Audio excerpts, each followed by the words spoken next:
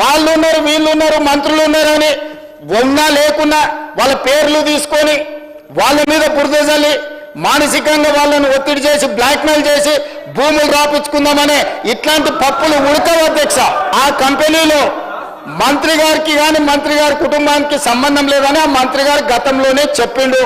వీళ్ళు నిజ నిర్ధారణ కమిటీ అని అక్కడికి వెళ్ళి వీరంగం చేసిండ్రు.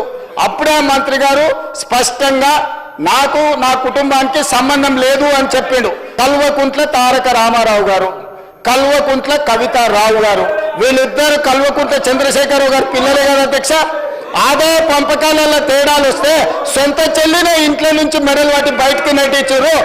సొంత అన్న చెల్లెలకే ఆస్తి తగాదాలుంటే పొంగులేటి శ్రీనివాసరెడ్డి పొంగులేటి కుటుంబ సభ్యులు ఎవరికో బంధువులకు వ్యాపారం ఉంటే పొంగులేటి శ్రీనివాసరెడ్డికి ఏం సంబంధం అధ్యక్ష?